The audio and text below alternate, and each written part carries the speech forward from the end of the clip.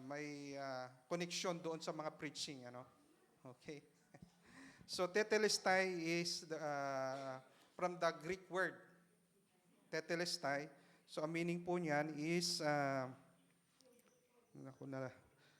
okay, so ito po. The meaning of tetelestai is the original Greek.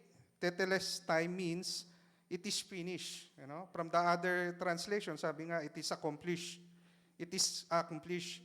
It is paid in full naman sa ibang version. So, pagka nakita nyo po yung tetelestai, lalo na sa preaching, narinig nyo, now we know that tetelestai is the praise na nagsasabing ay natapos na. Ayan, it is finished. Okay? So mahalaga yung kung bakit po natin tinutukoy because we want to view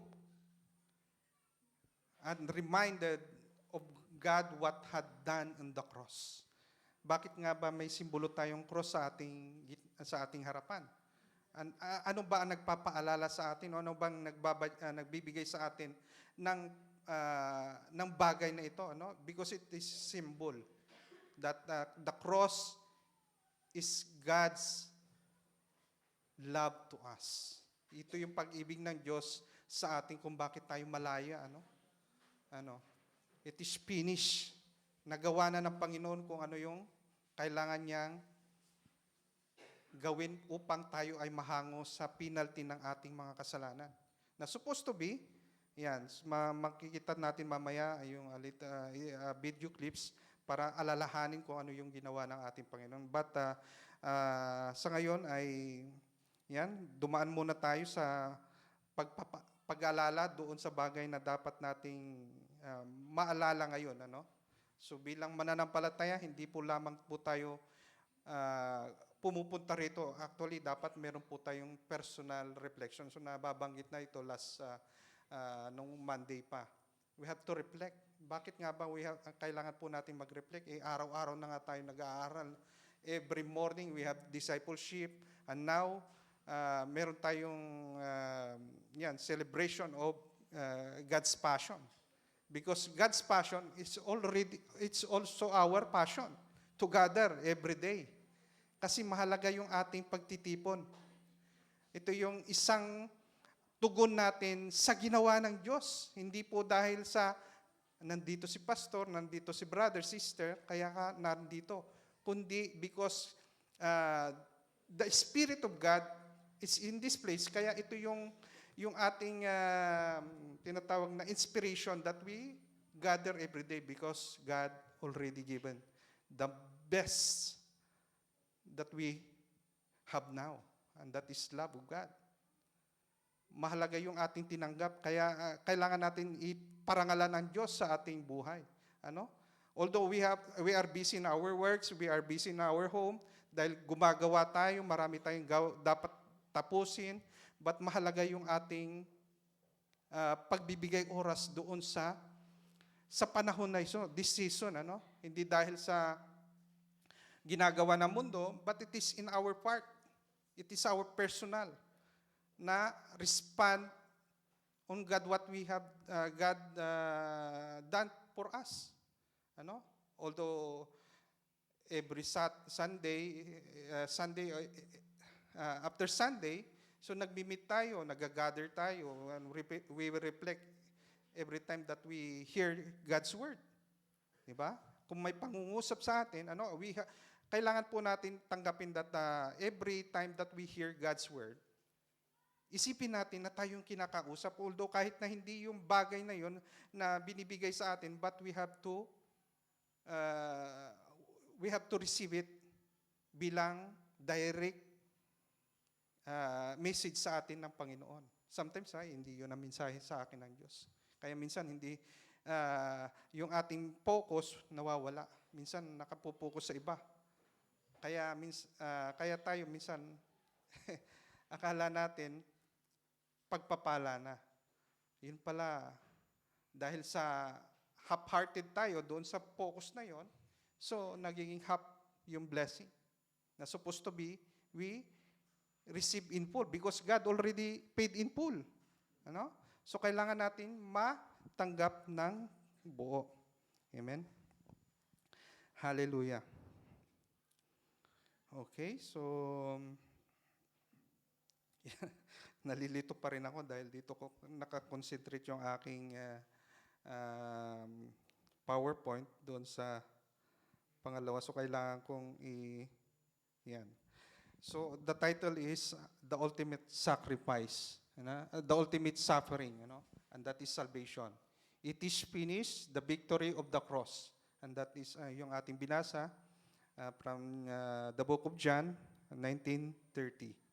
Okay, so that's why mahalaga yung panahon na kailangan nating yan, as a believer, so we have to show the world that we are also reflecting in our faith sa ating pananampalataya. Hindi lamang po tayo nag-gather because of ito yung programa ng church.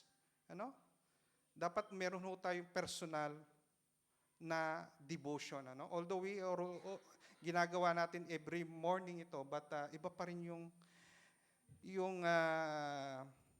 personal. Actually, Jesus Christ demonstrated every time na pagkatapos niya in public, nagpagaling, nagturo, inaalis niya ang kanyang sarili from the public to the mountain, prayer mountain. At nananalangin siya lagi.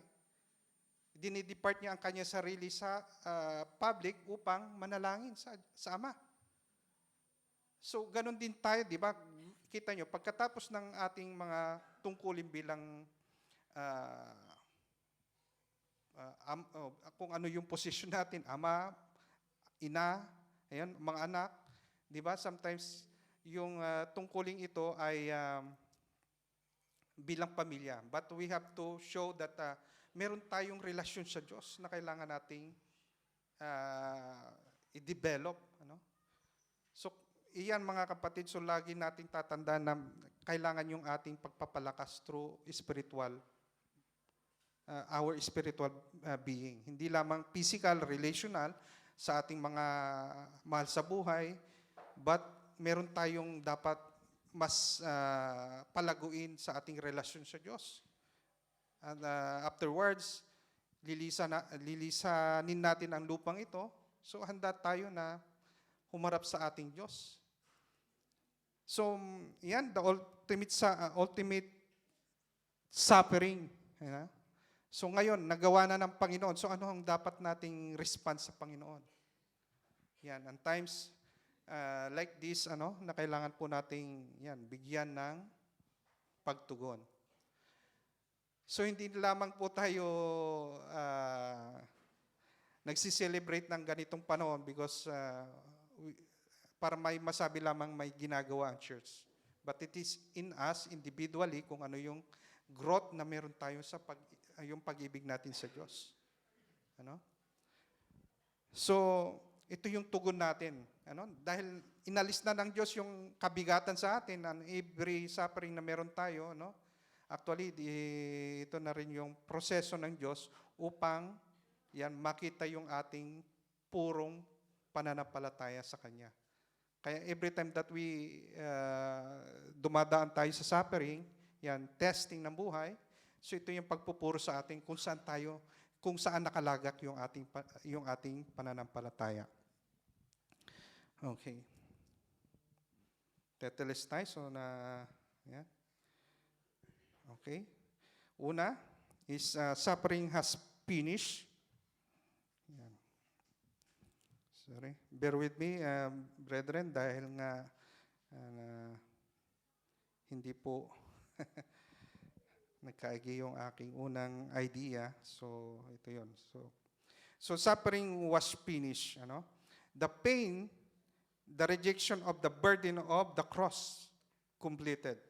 Jesus endured all so that we would not have carry the weight of eternal separation. Your suffering has ended because His suffering had a purpose. Yan. Nakita nyo ba kung bakit siya nag-suffer? Because God loved us. Inako niya ang lahat upang sa gayon upang ikaw at ako, yan, mapalaya sa penalty ng kasalanan. Kasi mabigat yung kasalanan na ito at alam natin na hindi natin kakayanin na tanggapin ang penalty ito. But because of God's love, kaya lagi natin na nababanggitan John 3:16, because God so loved the world, and not this world but us, all human. Mas mataas tayo sa mga planetang create ng Diyos. Mas mahal niya ang tao kaysa yung mga bagay na kumikinang dito sa mundo. Because tayo lamang yung bukod tangi na may kawangis ng Diyos. And God is a triune God, and we are also a tripartite being. And that is why, kung bakit natin sinasabi that ang ating Panginoon ay kawangis din ng tao. Hindi sa hayop, although they are living animals, but mas mataas ang pag-ibig ng Diyos sa tao. At salamat sa Diyos dahil tayo yung binigyan niya ng buhay niya upang tayo ngayon ay nagsiselebrate. Yan, nakakakain pa tayo ng masasarap na pagkain na hinahanda ng ating mga kapatid. Yan, nakikita pa natin ang bawat isa. And this is why, kung bakit natin kailangan mag-respond doon sa ginawa ng Panginoon. And it's already finished. Yan. Tetelestai. Okay. Your suffering, yan, has a purpose. Kita nyo? Individually, we have the different kind of life. Kahit na tayo ay nagmi-meet every day, may pagkakaiba pa rin, may iba't iba pa rin tayong buhay sa harap ng Diyos. So ang iba siguro, ano ba ang suffering natin ngayon? So kayo na magsabi sa Panginoon kung ano yung suffering na meron tayo ngayon. But that suffering, God made it upang ibigay ang purpose sa iyong buhay. Ano ba ang purpose natin kung bakit pa tayo nabubuhay? Marami nang lumisan sa mundong ito. And thank God, ikaw at ako buhay pa.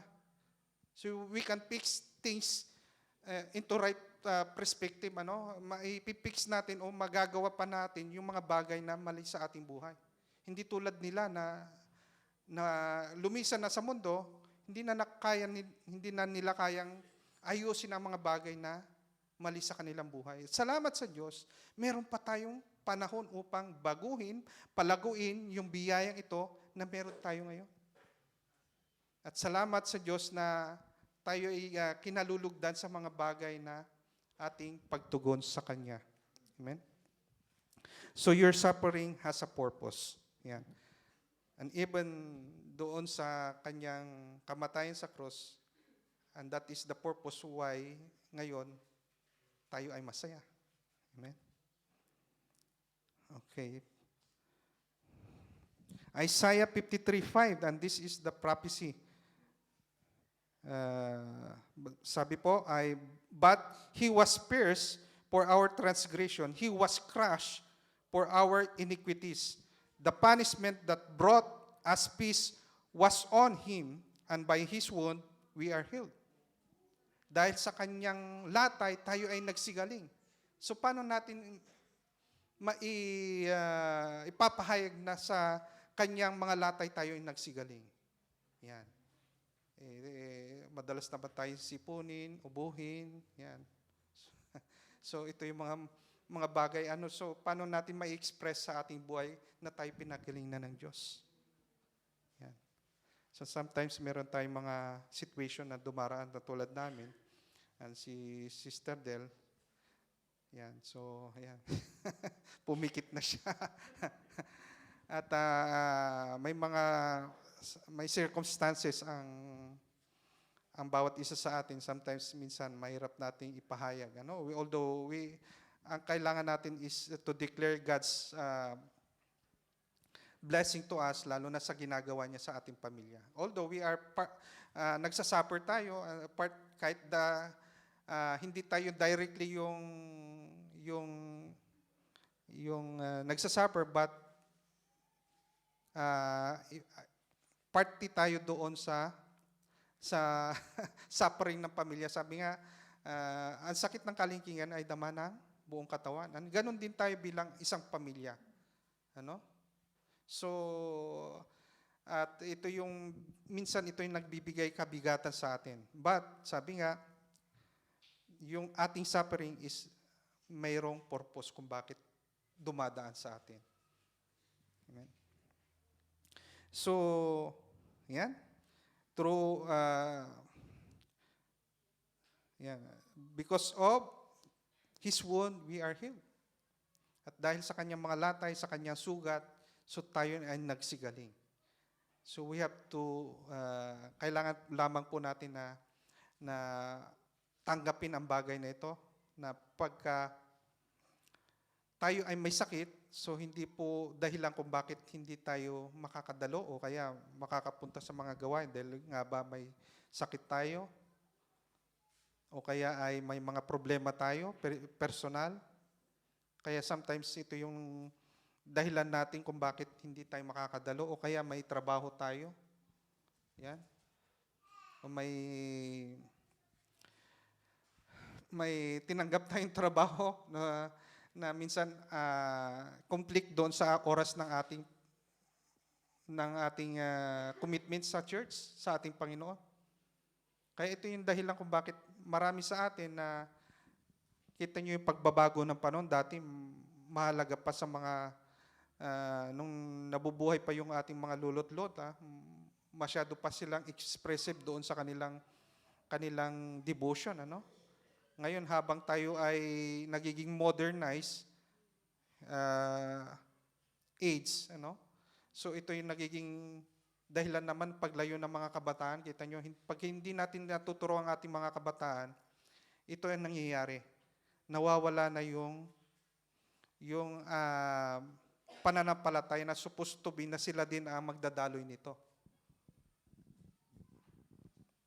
At mahalaga yung ating patuloy na pag-aaral upang sa gayon makita ng generation na ito na tayo ay ginamit ng Diyos upang idaloy ang biyaya ng Panginoon. Okay, so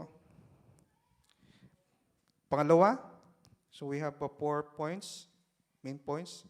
The prophecy was fulfilled. From the promise of the law and the prophets to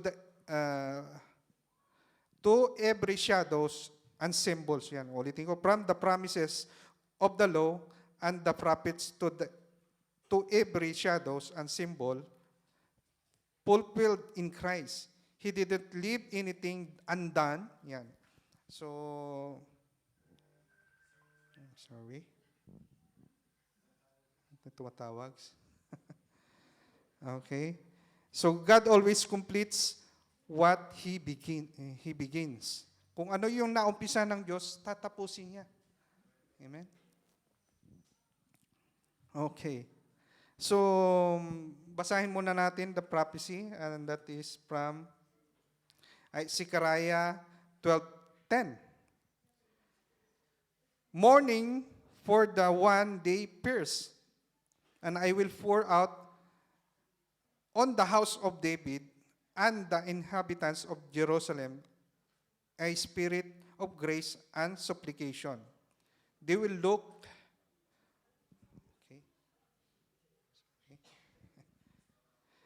they will look on me, the one they have pierced, and they will mourn for him as one mourns for an only child, and grave bitterly for him as one grieves for a firstborn son. So doon sa underline, and they have pierced, ano? And they speak about Jesus Christ, the Messiah.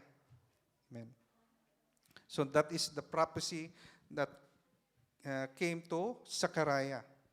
At ngayon makikita naman natin, balik tayo, from Matthew 5:18, ano? Kung bakit natin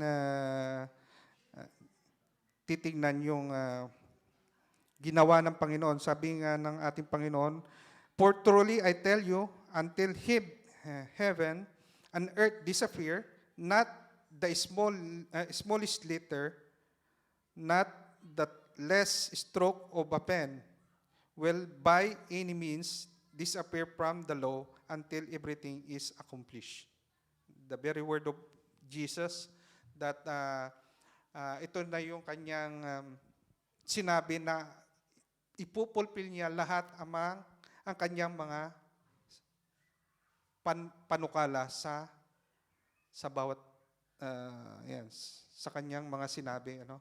And that is why kung bakit natin makikita na yung ating pag-aaral tungkol sa the word, the finish or tetelestai, so ito na yung nagbibigay sa atin na katwiran kung bakit mahalaga yung sa atin yung dakilang pag-asa.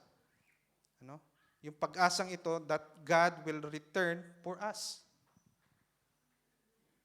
At pag matibay natin hinahawakan ang kanyang salita, ito yung magbibigay sa atin ng kalayaan sa lahat ng mga bagay na doubt sa ating buhay. Okay.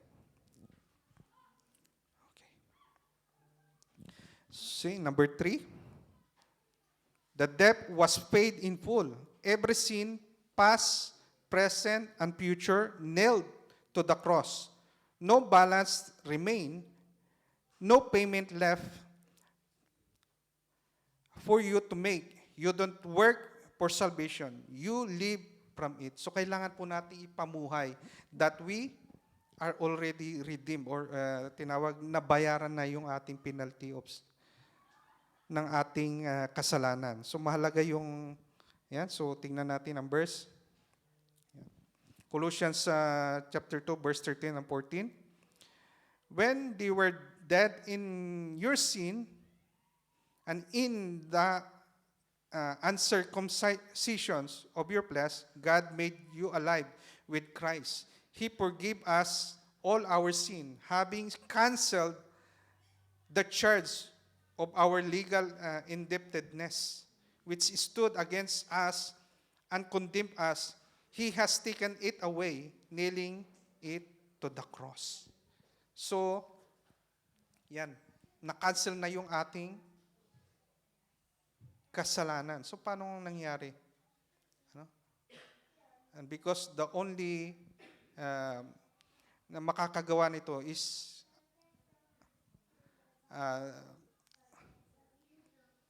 ang ating Panginoon. At mahalaga yung ating pagninilay ngayon dahil nga sa mahalaga yung patuloy nating ginagawa so that we can yan, maparangalan ang ating Diyos sa ating buhay bilang mananampalataya. And number 4, the victory was secured. What looked like defeat was actually triumph. Sin lost its power. Death lost its sting. The cross was not the end. It was the turning point to eternity. At dahil sa kanyang kamatayan sa cross, ito naman yung ating turning point that we are all, ito na yung turning point para tayo naman ay mahango. Yan. At maging parte ng kanyang kaharian.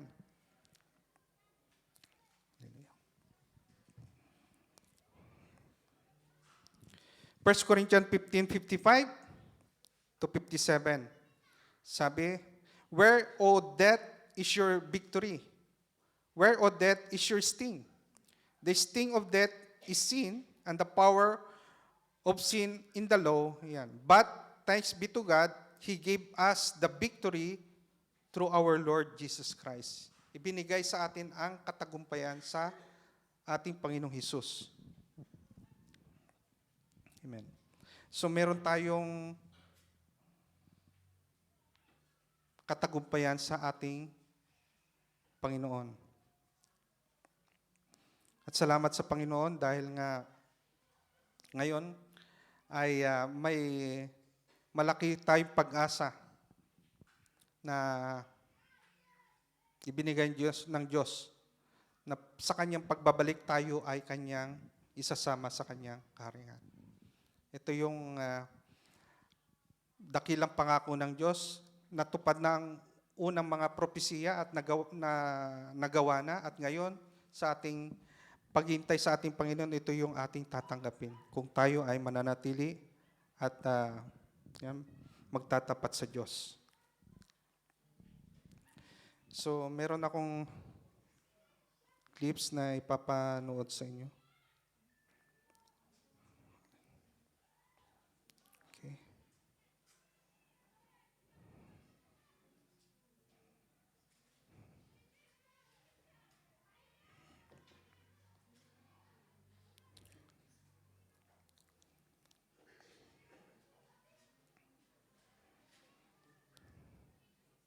Okay.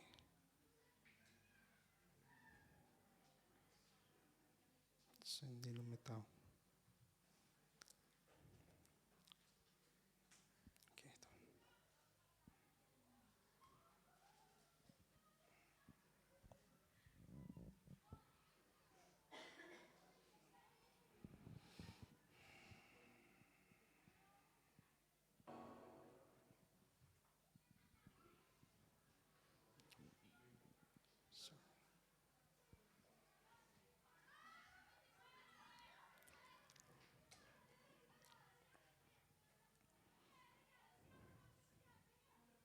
Sorry, doon ko na po sa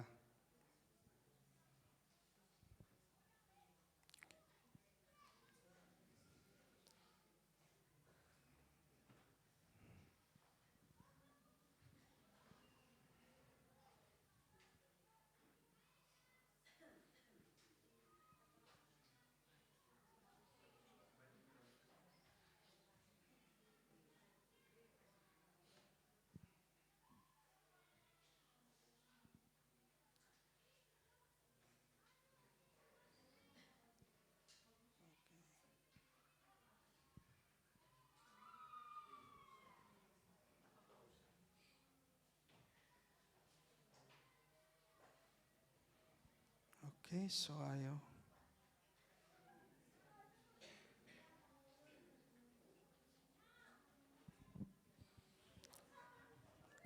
Media team, pwede nyo po bang yan.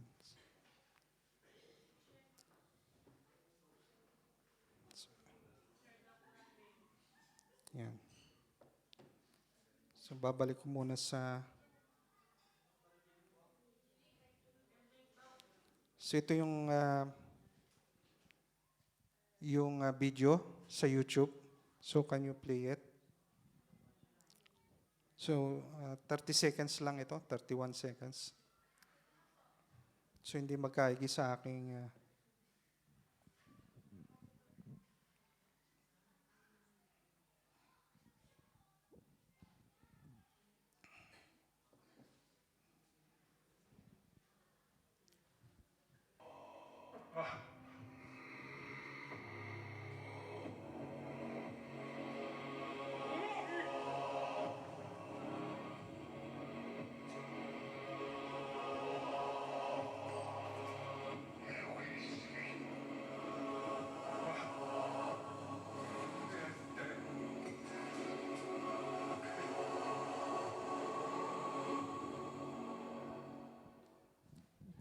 Amen. So, yun lamang po yung clips na gusto ko pong i-post upang makita po natin, upang maalala kung ano yung mukha ng ating Panginoon sa time na kanyang paghihirap.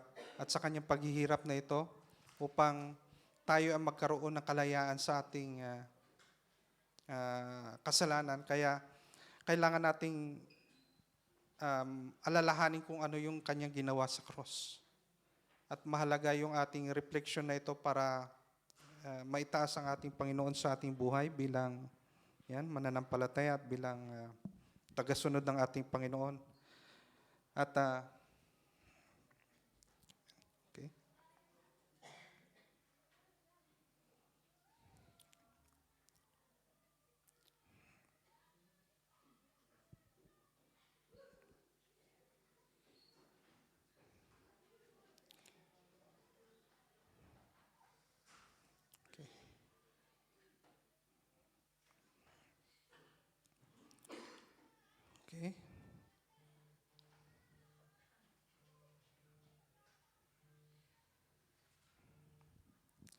So now we will come to the conclusion. At sabi po dito, the Passion of Christ reveals the heart of God in its fullness expression, love and suffering, love that forgives and love that redeems. Through the cross, Jesus did not simply endure pain, he transformed suffering into salvation. His sacrifice reminds us that no sin is too great to forgiven, no life too broken to be restored, and no darkness too deep for God's light to reach. Holy Week calls every person to reflect, repent, and respond to His extraordinary gift. It challenges us to embrace humility, extend grace, and live in the freedom Christ secured. Ultimately, the cross is not just a symbol or suffering, but a hope, victory, and a new life. Because Jesus' passion, humanity is offered reconciliation with God and the promise of eternal life. This is the highest lesson. A love gave everything so that we might gain everything. So, a love gave everything so that we might gain everything. Ibinigay niya ang lahat upang tayo naman ay tumanggap ng lahat ng biyaya ng Diyos. At mahalaga na ang salitang tetelestai is the work is done, the price is paid, and the door is open. So we have to remind na tayo ay nagawa na ng ating Panginoon ang lahat ng ating inaasahan bilang tagusunod ng ating Panginoon. And the penalty of our sin is already paid in full. The price is paid, and the door is open so that we people can be reconciled with our Father. So ito yung mayamang ginawa ng ating Panginoon sa cross ng Kalbaryo. Kaya muli nating tinatawagan ko po ang music team so that we can worship God sa yakap ng ating Panginoon.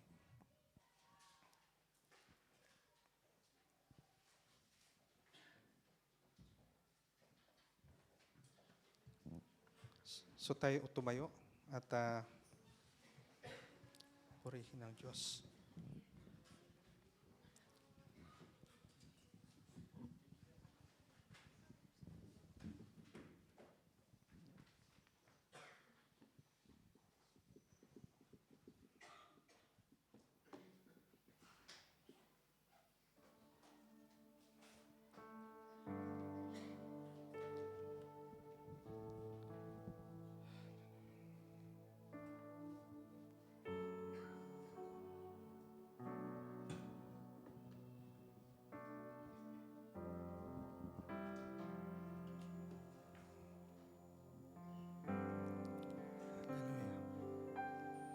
Pawitan natin ang Diyos. Nakita mo na sa akin ay ninais mo, di ko inakala ako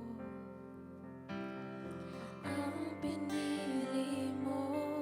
Kahit sa madilim kong daan, tinawag mo ang aking pangalan, inakilang kasalanan ko.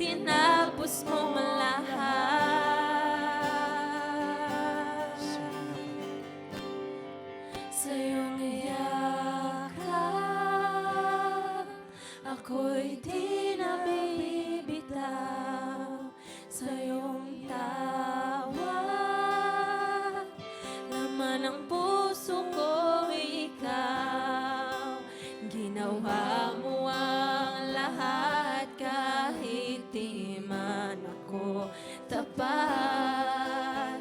Pag-ibig mo sa akin ay sapat.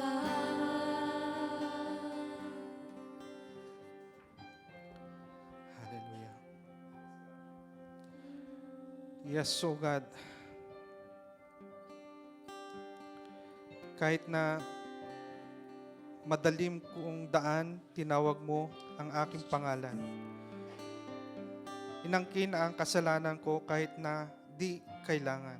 Yes, Lord. Sa iyong yakap ako'y di na bibitaw. Sa iyong tawag, laman ng puso ko'y ikaw.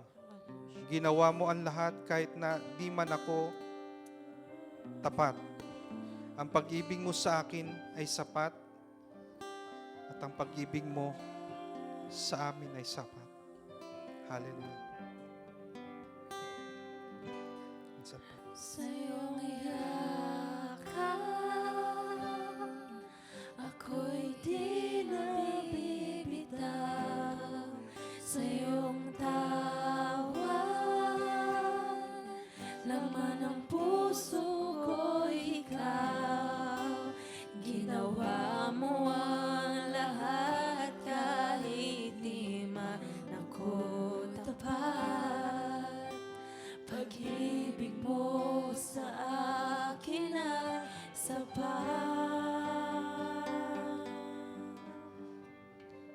Hallelujah. Salamat o Diyos sa dakilang pag-ibig na binigay mo sa amin, O Lord God. Kaya Panginoon, kami ay narito, sumasamba, niluwalhati ka, O Diyos. Nagkakatipon, Panginoon, sa biyaya mo, Panginoon, dahil nga ikaw ang Diyos na nagbigay sa amin ng buhay, O God. Kaya, Panginoon, kinikilala namin, Panginoon, ang iyong ginawa sa cross, O Lord God. Ikaw ang nagbata ng lahat ng hirap na supposed to be kami ang tatanggap. Ngunit ikaw, Panginoon, ang Diyos na umibig sa amin. Kaya, Panginoon, tanggapin mo ang aming papuri at pagsamba. Ang aming papuri, O Diyos. Salamat sa dakila mong pag-ibig. Pinupuri ka namin. Tinatas ang iyong pangalan sa aming kalagitnaan. Tanggapin mo ang aming papuri. In Jesus' mighty name. Amen and amen.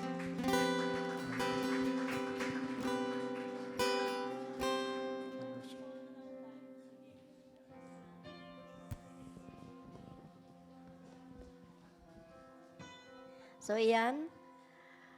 Salamat, Pastor Ronald, sa mensahe na idinaloy mo sa amin ngayong hapon na to. At ngayon naman po ay darako tayo sa isa pang gawain.